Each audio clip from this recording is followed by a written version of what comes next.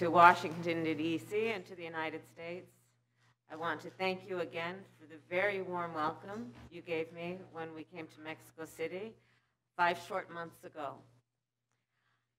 This meeting is a continuation.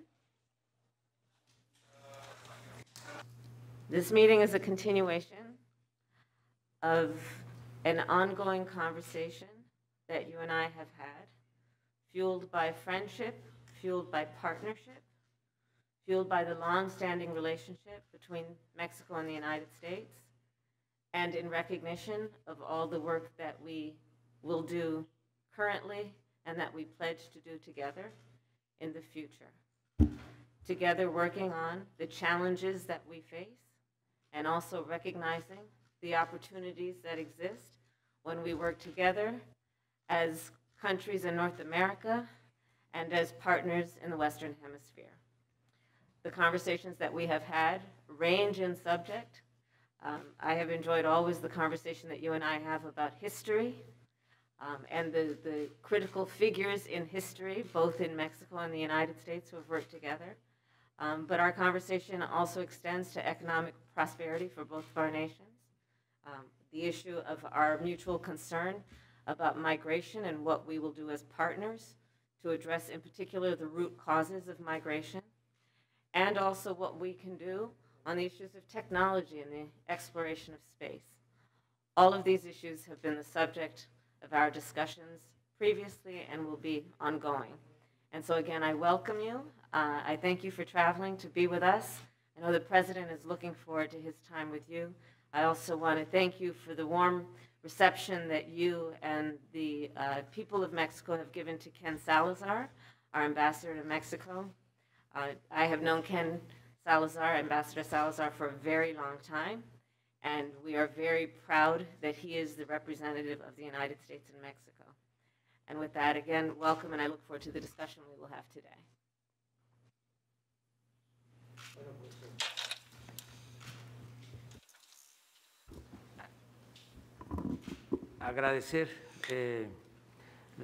I want to thank you for your kind, warm welcome.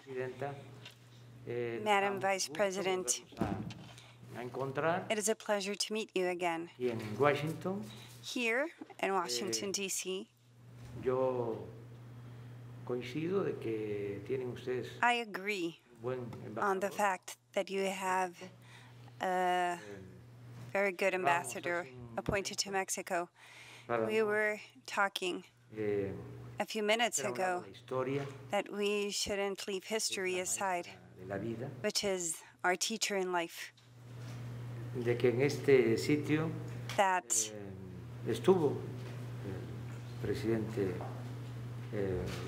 President Roosevelt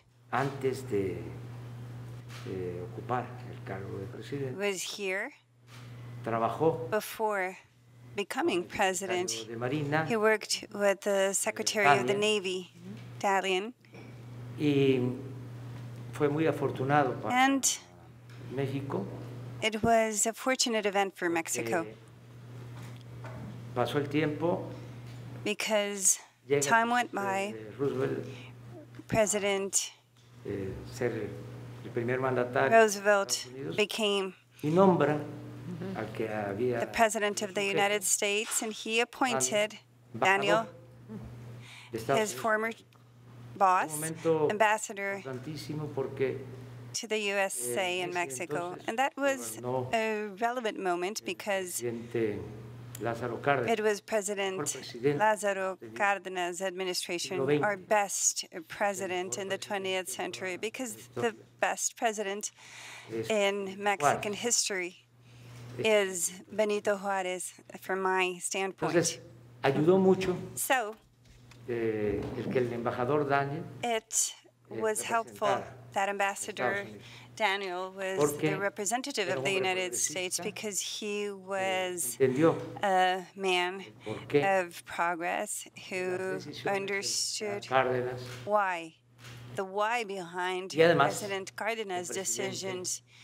And on top of that, President Roosevelt was his friend, which strengthened the relationship De modo que es muy importante in such a way el que los embajadores, that it is los representantes de of Estados Unidos en México the utmost sean importance that personas the ambassadors appointed de to Mexico, that the confianza, USA representatives in caso Mexico are del people of trust, embajador. such as the Coincidimos, current ambassador. llevado muy bien, And es muy buena we get along la just relación. fine. The relationship Y is very good. desde que estuvo en México, And eh, since ya hablamos de your visit to Mexico and we discussed different affairs, we have continued working secretario de Relaciones jointly. The Exteriores, Secretary of Foreign Affairs se ha ocupado de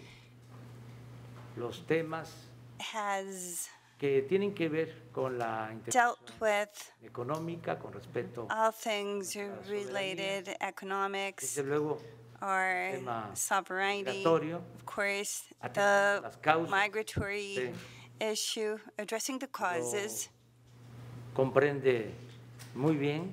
which you Tenemos que understand. invertir para que haya trabajo, We have que to haya bienestar invest en América to foster employment Central and well-being in para Central que America, se vea la necesidad so people do not find themselves in the de la need migración of sea migrating, opcional, no and forzosa, that migration is an option salga and la not gente de sus pueblos, something sus familias, that is enforced, Por something that is an obligation that they have to necesidad leave o their violencia. hometowns, their families out of Por necessity eso, or due la to violence. importancia de la cooperación Hence, económica the importance of economic cooperation Centroamérica, and cómo investing in Central se America, va a ir logrando as we will accomplish. We do have information that, as per our conversations, pues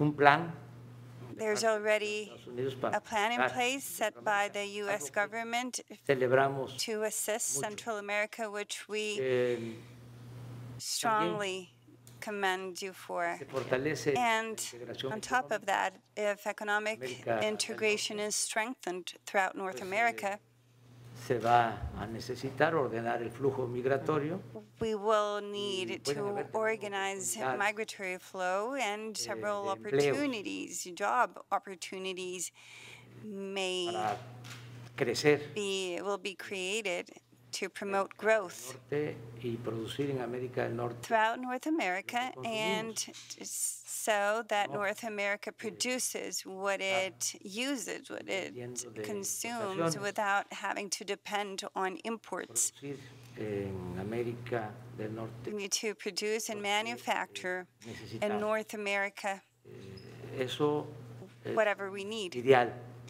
It is an ideal, and not only for North America, Todo el continente but throughout the entire continent. inició la comunidad europea, Just as the European Union started out, which became the Economic European Union afterwards, that needs to be our ideal integration throughout the region. And we can leverage from the outstanding advantages that we have, such as this proximity.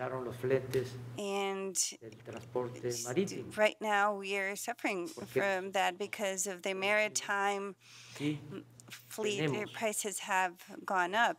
So why don't we take advantage of the proximity, of the closeness between our countries, and the fact that we have our own marketplace? There is high demand in the continent vis-a-vis other regions. So I believe that the economic integration of North America in sovereign terms, as well as to have integration throughout the Americas, in order to strengthen the region Y también at le vamos the a economic level, plantear al presidente and Biden con we will, mucho respeto with all due que respect, celebramos tell que haya enviado President Biden that Congreso la we iniciativa celebrate that he sent para a bill to regularizar Congress a migrantes to regulate y que the ojalá migratory los status legisladores of our immigrants, and de los hopefully partidos ayuden. the congressmen and women of both political justo. parties will Ya help us out with that, because it is fair. muy trabajadora, There honrada, are hardworking, viven honest people en Estados Unidos desde hace mucho tiempo. who have been living in the U.S. No hay una for a while now. iniciativa mejor que esa I think there's en el terreno. no such better initiative when it comes to the Estar migratory conversation, and we will sobre, watch over el proceso this process de esa iniciativa del presidente Biden que regarding the bill aplaudimos. submitted by President Biden, and we highly bastante. commend him for it. I've spoken quite a bit now. Estamos muy contentos de estar aquí. I'm really glad to be here. Thank you. It is good to see you. I'm looking forward to our conversation.